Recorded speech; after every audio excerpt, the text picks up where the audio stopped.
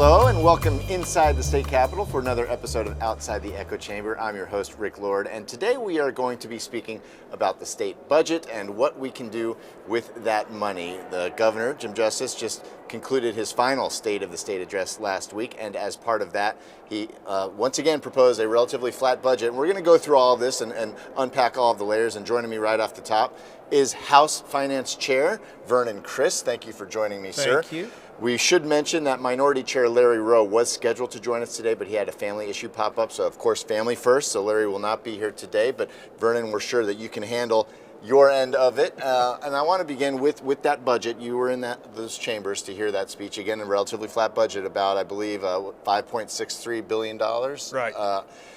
Obviously, we're in a good spot right now in the state with the surplus. There are a lot of people that are saying, well, that's probably not going to be permanent. We have to make sure that we're doing things responsibly for when that Correct. surplus might not be there. Just talk a little bit about the budget, if you're happy with it, what you would like to see done, and what the major issues are where you'd like to see that money go. In many ways, you control those purse strings as finance chair. That's correct. As the history teaches us, in 1968, we passed the Modern Budget Amendment. That allows the governor to set the revenues that he authorizes us to spend in the budget. Then he proposes a budget, as he did last Wednesday night, and then it's up to the legislature to decide to dispose of that budget.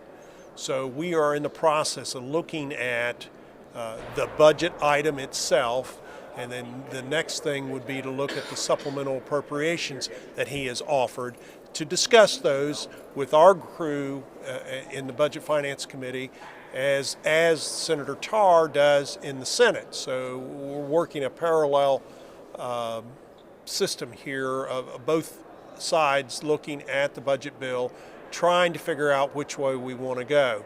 It seems to me that the base budget number is up more than just quote-unquote a flat budget. So we're going to look into that and see what he explained during his, that there were some one-time items that he actually had in the base budget bill that has some people concerned. So we're going to look at those. Obviously, we're in the process of doing all the budget hearings, which gives the opportunity for the departments to come before the Senate or the Finance Committee to take questions and explain further down into the weeds about their budgets that they have proposed to the governor's office.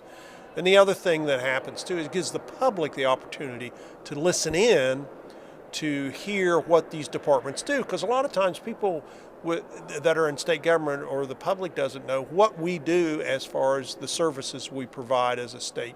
And so it gives the departments an opportunity to shine, let's say. You hear a lot about people saying what you don't do, right? Yes, yes.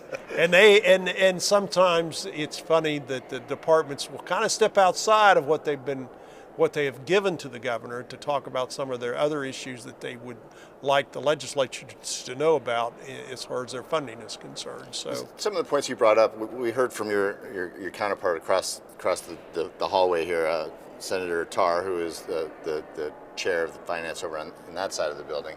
He was pretty vocal about what he had to say about the governor's budget. Do you share a similar stance, or? No, I don't. I mean, I'm a numbers guy. I look at the numbers. And again, it's a first blush. We've only had it since Thursday morning. We have 3 budget analysts and we have 2 attorneys that work for the Finance Committee. We're drilling down on those numbers. We're trying to take it apart and look at the things that were put in there, getting some, talking to the budget office to get some answers to some of the questions that we have preliminarily. Again, the budget analysts are the 3 people that really drill down for us and get real down into the weeds about what the questions that we've started to ask and what answers we can find. And if we don't find them, we talk to the budget office. We talk to the governor's office. So it's more of a cooperation and an understanding and an education process for us, because every year is different. Yeah. So we're trying to figure out what he means when he talks about certain programs, what supplementals he's looking at, why does he want to do that, what's the opportunity for the state after that and that type of thing. Now, numbers are numbers, but there are people that will say, well, numbers can be manipulated in certain ways, and depending on what you say is here, what might be over here, it could be smoke and mirrors. I know that the governor's revenue secretary, Dave Hardy, former secretary who's now part of the legislative branch, and current acting revenue secretary, Larry Packett, both said, the numbers are real, this is what we're dealing with, this is what we have. That's correct. I know that some budget policy think tanks have said it's not really, it's kind of not necessarily funny money. I don't want to put words in people's mouths here, but right. But that the numbers might not be what they seem. I think everyone would agree that there is a surplus and that it needs to be spent responsibly. Correct. When you do have money to be divvied out, that also comes with a lot of hands out saying, well, we need it. Well, and the other thing that we've done since we've been able to have these surpluses, that our policy in the House of Delegates from the Speaker down is that we are doing our best to keep the current operating budget at a minimum amount of raise and increased in spending as we can, because it's funny how you tell people that if this is the amount of money you have to work with, they seem to work it out. The excess dollars we are using towards infrastructure. We want to be able to extend water lines, extend sewer lines. Obviously, there's been federal money as well as state money for the internet process. Then we have obviously put more money from general revenue over into the road fund. And I don't want to cut you off here, because you're bringing up a very, very important point, because a lot of this goes back to how to grow and diversify West Virginia's economy. Exactly. How to make sure we get to where we need to go and not rely on relics of the past. Infrastructure is a vital part of that. It is the number one item as far as the House of Delegates is concerned on supplemental dollars. Those are the basics. You've got to do the basics. You've got to have good roads. You've got to have water and sewer. Internet. It is amazing. It is amazing. I checked with the mayor of Charleston here last year, and she verified this, that I can go 10 minutes from this very building to a house with no running water. Here it is, the 24th year of the 21st century, and we're still talking about running water in homes and sewer and things that we need to be taking care of. How do you legislate that? How do you get that fixed from a legislative point of view? What we do is set supplemental dollars aside. We get most of the supplemental dollars for the water and sewer go to the Water Development Board. And they have instructions on the dollars that we are applying for are not necessarily 100% grants, but they're the last dollar in. So that, for instance, a public service district, for instance, in Wood County, if the Claywood Public Service District would need to extend a water line, okay, have they done their due diligence? Have they got a rate increase so that the customers buy in? So have they gotten all their monies that they're available to them, either in grants or loans? Have they done all that? And if they're still short on the money to put them over the top to go ahead and bid the job out, then that's where we allow that water development money to go in. At what point can you, and I'm using this term loosely, but at what point can you go in and strong arm these utilities if they're not doing the service that they need to do to have basic running water or service? Yeah, I mean, that's been their goal all along. There have been areas, obviously we know areas like the internet where we've had the remote areas that we've trying to get that what they call the last mile in. Right. Well, we have the same problem with water and sewer. Primarily, water is the big function, is trying to get that last 4 or 5 houses up a hollow. Yeah. You know, and we're doing that. We're trying to do that, and yeah, it doesn't look as shiny and as fresh as, say, the internet things are concerned, but it's the basics. And having foundation. And you have to have that. The reason that that these opportunities that have come to West Virginia is because we've had those facilities available with water and sewer and electric and gas and the internet. And if we continue to do the basics, the people are going to continue to look at us. It's like when Nucor announced that they were coming to Mason County. What happens is those industrial giants like Nucor, the Fortune 500, the Fortune 100, they start looking at, well, why did Nucor come to West Virginia? What are we missing? Right. When Glenn Jeffries worked with Berkshire Hathaway to come to Ravenswood to take over the old Kaiser site, Again, why did Nucor, why did Berkshire Hathaway? And they're saying, well, there must be something going on in West Virginia to allow bigger companies now to... And it builds momentum. It does, because they talk to each other. Right. Regardless of what businesses they're in, if they're in that size of company, they're talking to each other about new developments. And they're talking to each other all the time about these things. Why have we lagged so far behind for so long on some of these basic needs? Because you talk about these giant corporations that are now starting to finally see West Virginia. People that have been here for a while, we know what West Virginia has to offer, right? We know, look at the scenery, look how close we are to all these huge metropolitan areas. But when a company calls, one of the first questions are going to be, well, what kind of broadband service do you guys have? That's so, right. I mean, Well, why did it take this long to get here? It seemed like as through in the early days of the 50s, when Governor Marlin was elected in 1952. Oh, we're going through a history lesson now. All right. Well, but that's what it amounts to, because when you look at West Virginia, the success of the people in West Virginia comes from a big footprint in an area. Take the Ravenswood situation. Take when Governor Marlin brought Kaiser Aluminum to Ravenswood in the middle 50s and then in the late 50s. What happened there was a big footprint from Kaiser, but all the sundry items, all the other sundry businesses that happened, they came in and they grew the community of Ravenswood. They grew the community of Ripley. Even though the Kaiser's gone, those people stayed. And they found other work and they found things that they could do. So you're going to have the same thing. As we've gone through our history, of my lifetime, we've seen the industry leave the country. Well, what happened with COVID was very eye-opening, the fact that all those things that we used to do now, that we sent away, now they're bringing them back. And so the opportunities are here again. As they say, history repeats itself. History's repeating itself. We have the opportunities to provide these locations. We've got the people. We're bringing more people in. The nice thing about it is that we have immediate jobs for anybody that wants to come to West Virginia. We can find them jobs, and we're working on housing, and we're working on, again, all the infrastructure things, which are not pretty items, but they're necessary. A lot of money will be appropriated over the next 2 months. Give me your vision for how we as a state can responsibly and properly get this budget to a place where it's doing the most good for the most people. Well, again, we'll continue to look at supplemental appropriations for one-time items. We're trying to fix the ills of the past where we've neglected on maintenance items for the colleges, the state parks, anything that the state has been involved in providing that service.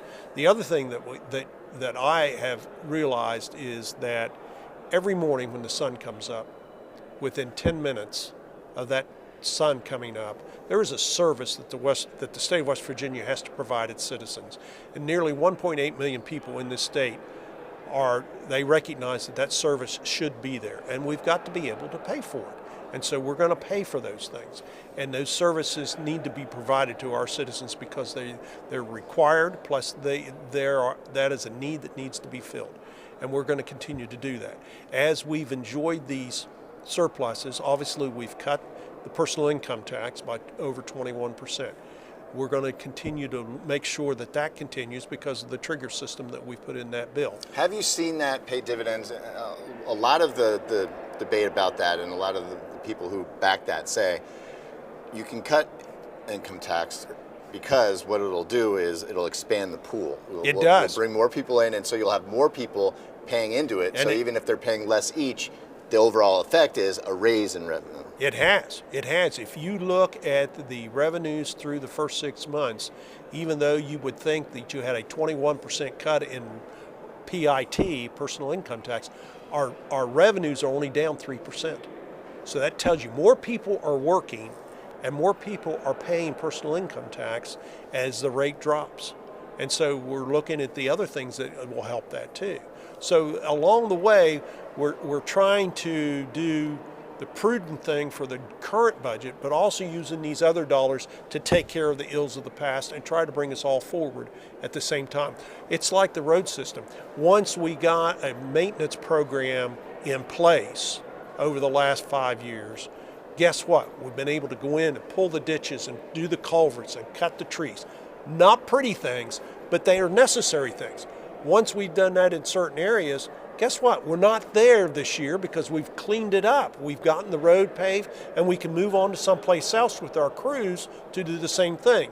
Once we get this maintenance program cycled through all our road system, and then we start back again, the effect is that we don't have as much heavy maintenance to do, and then our normal maintenance programs will work. And we've accomplished what we're looking for so that we can make these roads last longer.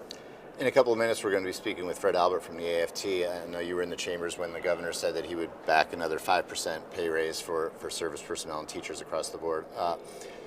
The teachers' unions have said in the past, thank you, but we want to see this be a permanent raise. We need permanent monies allocated to these teachers to make sure that we're keeping our talent and recruiting new teachers, because we're on the verge of a shortage. We've seen what's happened with the jail system when you run into a shortage. They don't want that to happen in the education system as well. Your take on the raise proposal and what could or what should be done to make this something that is everlasting so that we're not doing the same thing every year? Well, the Constitution does not allow us to indemnify a future legislature. So when we do these pay raises, this is the way the process works. This is the way the legislature has to do it. I have no problem with the 5% pay raise. We're looking at what that cost is. If I allow you to understand that the legislature has only three pay rates that we are concerned with as a legislature: service personnel, teachers, and state police. All other personnel that work for state government work for the governor. They are to put their pay raises, their pay packages are within the department's budgets, not by the legislature. So the corrections officers, for instance, and all the problems we've had with trying to get their pay up, that belongs in the governor's budget, and the dollars that we set aside for the governor's budget, it's his determination through his policies to determine what the pays are going to be. So we're fully on the House side, we're fully in going along with the teachers' pay raise and the service personnel pay raises and the state police pay raises. All right. Well, Vernon, Criss, thank you for your time today, You're welcome. sir. The Senate Finance Chair, he's the one that'll be making sure that all that money gets spent responsibly. And I'm sure we'll be talking to you over the course of the next couple of months. Thank you for your time. And we'll be right back to speak with Fred Albert from the AFT when Echo Chamber continues. At Dutch Miller Automotive, we've grown quite a bit over the last 60 years, but our core principles remain the same. We believe in treating our customers and our team members like friends and family. And we see it as our obligation to give back to all the communities we are so fortunate to do business in. In just West Virginia alone, we've grown from one location on the west end of Huntington to 10 rooftops employing more than 500 Mountaineers. Check out the inventory from all of our stores at DutchMillerAuto.com. Dutch Miller Automotive Group, West Virginia proud. At CAMC, our focus has always been on building better healthcare for you. Our new Center for Learning and Research combines cutting-edge technology with hands-on experience for physicians, nurses, and other caregivers. Using specially designed simulation rooms and robotics with expert instruction, our learners expand their expertise. Because you deserve the most advanced care possible, now and in the years to come. Welcome to the future of medicine. The HD Media Plus app is your ticket to see all the action on the hard court as it happens. Saunders with the three. Sam's bakes it in! Sam's from three, buries it off the glass! And the Red Dozens of live games that you won't see anywhere else, featuring some of the best teams in the state. Watch the game live or later at your convenience, and the best part, it's free. Download the HD Media Plus app today to your smartphone or TV so you won't miss another shot. Welcome back inside the state capitol as we continue our discussion on the West Virginia state budget, and specifically that proposal for 5% teacher pay raises across the board. And joining me now to discuss that is Fred Albert. He's the president of the AFT, a teachers union. And Fred, I'm sure you were there in the chambers for the governor's State of the State speech. I'm sure you're happy that he would be backing another 5% pay raise. Just talk a little bit about what that will mean for teachers, and beyond that, what you would like to see done moving forward. Well, thank you, Rick, and thank you for the opportunity. Yes, I was in the chamber when the governor gave the State of the State address, and of course we're very pleased that he is proposing another pay raise. This governor has been good at doing that. I think this would make the fifth one in about 7 years. But The other issue is, and this just isn't for teachers, it's for service personnel and for all public employees. But, you know, we have a shortage of teachers and a shortage of service personnel right now in our state. And I think we need to really do a deep dive and find out, why is this happening? We have over 1,700 teachers vacancies in the teaching profession. Now, that doesn't mean we don't have teachers in the classroom, but it does mean we might have a kindergarten teacher or an early childhood teacher trying to teach high school math. That shouldn't be. So why do we have this shortage that continues to grow? Last year it was 1,500. This year, I just heard in Senate Education Committee meeting yesterday, it's over 1,700 this year. Why is that happening? Pay is part of the reason. The other thing, and while we're pleased that we're being offered a pay raise, proposed a pay raise, it's not a done deal yet. Right. We know that we have to go through the budget process, or the legislators have to go through the budget process. But is it enough? Is it really enough? We're not attracting young people into this profession. And you bring up a good point there, and I don't mean to interrupt, because the governor, one of the things he said is this is meant to offset the rise in premiums from the Right. PEIA insurance. That is going to continue to go up, I believe, until 2028 at the very least. For another 5 And years. that compounds, so by the time you get to the end of it, most of these teachers are looking at probably about a 75% increase over those years. From what I've seen, because I do attend all the PEIA Finance Board hearings, and my eyes just gloss over when I hear them talk, the projection is, you know, last year we had this year we had a 24.2% increase. Next year it's 10.5.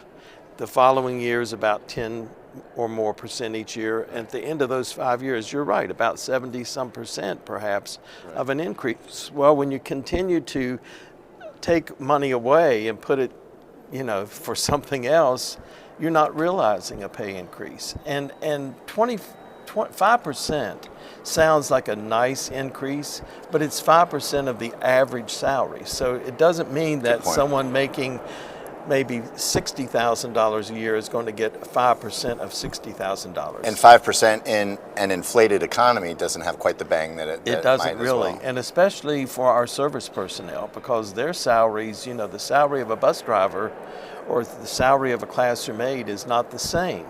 And 5% for their salaries is much less than a 5% for the teachers. And we desperately need bus drivers. You know, we can't teach children if we can't transport them safely to school. And some counties are struggling to find bus drivers. And that shortage issue across the board, there's a relevant analogy here in the state, what we've seen going on in our prisons, and you know, that's reached crisis level with corrections officers.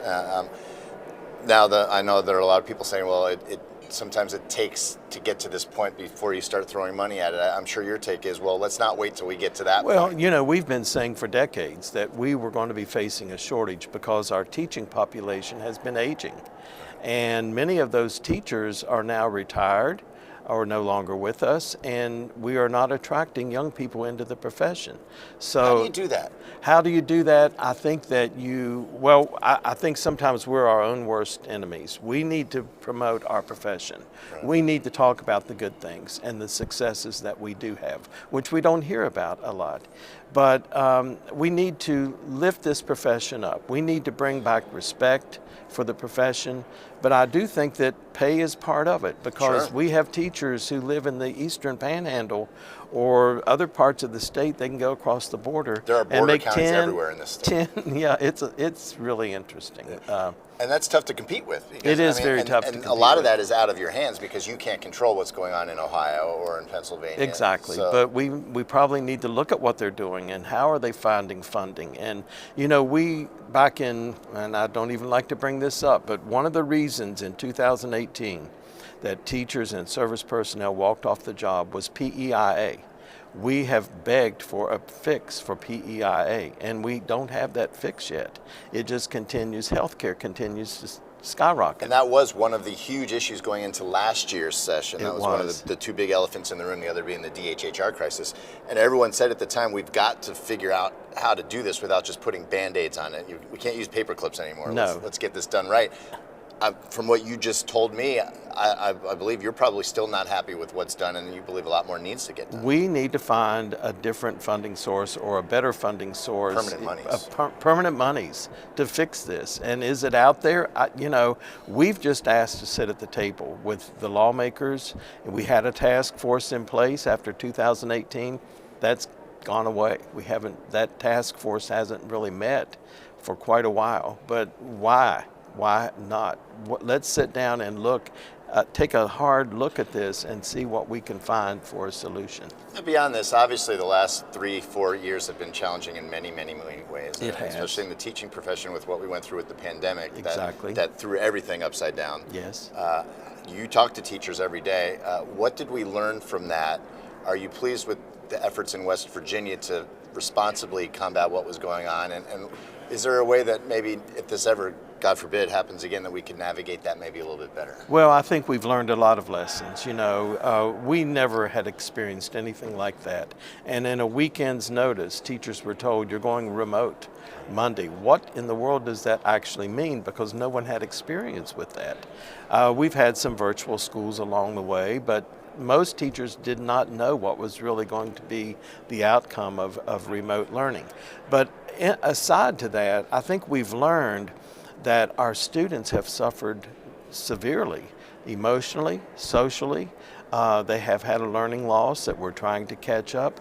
But the trauma that many of these children have experienced is hard to overcome.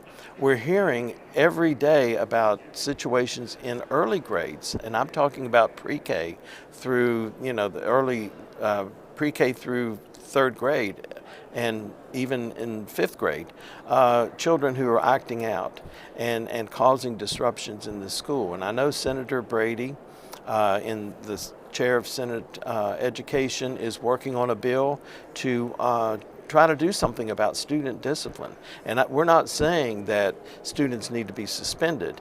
They need help. They need help with whatever they're going through in their life so that we can make things better for them and better in the classroom. It only takes one child who can disrupt the whole classroom. You can have a perfect classroom today, but tomorrow you could have a perfect storm. And that's such a challenge for teachers because they're looked at not only as educators, but also proxy caretakers for a lot of these children. They're wearing well. so many hats. They're moms and dads, and they're trying to teach a lesson and help children, but they're also digging into their own pockets, and they've done that for years, to provide Supplies. for children that don't have, to make sure that they have a warm coat or clothing or food to eat. And it's really overwhelming at times. And our younger teachers, our younger people are not attracted to that type of a profession. Now, I know that the unions have been steadfast against the way that the charter school system is being set up in West Virginia for a variety of reasons. The counter to that is, well, what's wrong with a little competition? What's wrong with options for parents? In theory, the money follows the child. So if a child goes from a public school to a charter private school, the funding for that would go with the child, taking away from the public schools, which obviously can create a big issue. But their stance is, well, if that child leaves, you no longer need that money for that child, but the money goes to things to help support the entire infrastructure as well. Absolutely. So where do you stand on that right now? I know that charter schools have started up in the school. Are you getting any feedback from that yet? From charter schools have started up in the state. Sure. And what's the feedback on that from the public school and the union's stance? And is there a way to make this marriage work? Well, I think that we have accepted the fact that we have a bill, we have a law that allows charter schools in West Virginia, public charter schools. But we have always held fast to the fact that if charter schools are the answer, why don't we, and one of the reasons was, well, there's not as many restrictions in a charter school. They can do other things. They can be more innovative. Well, then why do we not allow our public schools to be more innovative and take off some of the restrictions that our public schools have that are not held, the charter schools are not necessarily held accountable to? Give an example of something like that for someone that might not be... For instance, maybe a reading lesson. Teachers know best what their children need. And instead of saying you have to be on a certain page on a certain day and move on no matter what, teach each child as they are and take them where they are. Maybe charter schools do allow that to happen. So the curriculum might be a little too rigid. The curriculum, well, I'm not saying it's too rigid, but smaller class size is another Gotcha. example. A smaller class size, you can do so much more if you have fewer students. More interaction. You know, the ratio of student-teacher. But more interaction, you can be more attuned to what your children are needing in your classroom. So that's another issue. But we've always had parent choice. Parents have always had the choice to homeschool their children, put them in a private school, or a charter school if there is one. You know, this thing of parent choice, we're for parent choice, but don't do it on the backs of our tax dollars that go to support our public schools. Now I know that you're not a lawmaker. No, I'm you're, not. You're obviously biased because of the nature of what you do. Right. But give me your vision of what you think could responsibly be done. That's something that the teachers would be happy with, that could sustain this, and that could, as you say, keep teachers here and recruit new talent to the state. Well, that is a good question, and I appreciate that. Number one, teachers have gone to school to learn a skill, to learn what they need to do to teach students. Let them do that. Stop tying their hands and saying, you have to do it this way, you have to spend this many minutes on this subject. You know, lawmakers, I appreciate them. They've got a tough job. I'm not bad-mouthing them at all, but many of them have no idea of what goes on in a classroom or what a teacher does during their normal day. The many hats that they have to wear, which we talked about earlier. So my perfect world would be let them do their job without so many interruptions of telling them what they should do and when they should do, or what they should teach, or what books that they should be reading to children, and that type of thing. I think that freedom would be very helpful to our teachers, to let them be the professionals that they've been trained to be. We talked a little bit about what we might have learned from COVID. My last question for you today would be, what did we learn, and what do you think the state learned, and maybe the public at large, from 2018? From that strike? Well, I think we learned that our teachers are very vital in the lives of our children in West Virginia, that the relationships that our children have with our teachers are so important. Teachers, we're a caring profession. We're caretakers. That's what draws us into this profession, and I think we learned that we really can't do away with our teachers. Remote learning did not work. I don't think, and you know, we have a whole new world of AI and all of that. I think we are still learning that nothing's going to take the place of that relationship that our teachers build with their students. Yeah, it's tough to automate anything. It always goes back to what, you know, the old saying in the computing world was garbage in, garbage out. That's right. Who's programming these AI? That's all that's going to matter in the end. That's right. But you know, I think our teachers and service personnel exhibited during the pandemic that they did care, because they were going to make home visits from a distance, letting they were doing parades in their cars to let their kids know that they were caring about them, and that they were there for them virtually to try to help them any way that they could. They did reach out in many different ways. They were giving away free books. Right. They were making sure that children were fed. So I think that those relationships are irreplaceable. Well, it's not just cliche. Children really are our future. They are. And teachers obviously go a long way in molding that and making sure that they grow up to be responsible citizens. And that's what we want. We want good, responsible, productive citizens. Fred Albert, thank you for your time today, sir. I know that you'll be spending the next 2 months here in this building a lot, yes. making sure that the agenda gets through, and sticking up for those teachers as part of the AFT. And we want to thank you for your time today, and we look forward to talking to you over the next couple of months. Fred Albert from the AFT, and we'll be right back to wrap up another episode of Outside the Echo Chamber after this.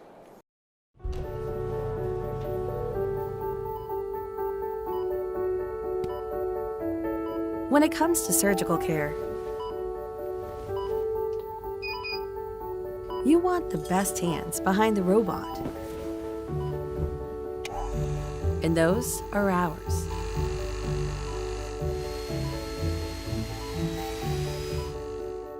Choose Mon Health. Feel the difference. Are you ready to unlock a future filled with remarkable pay, unbeatable benefits, and unparalleled satisfaction? Imagine embarking on a journey that offers you a college-level education without the weight of debt, all while earning a steady income. Look no further than the West Virginia Building and Construction Trades Apprenticeship Programs. Join us, and together, let's build a future that's brighter and stronger. Go to AFT-WV.org to apply today. The West Virginia Building and Construction Trades, where the future is forged. Welcome back inside the state capitol. That's going to do it for another episode of Outside the Echo Chamber. We want to thank today's guests, Fred Albert, the president of the AFT, and Vernon Criss, the House Finance Chair. We will have another episode for you this Thursday, though, as we continue to discuss issues and topics relevant and important to you and your family. Until then, I'm Rick Lord. Take care.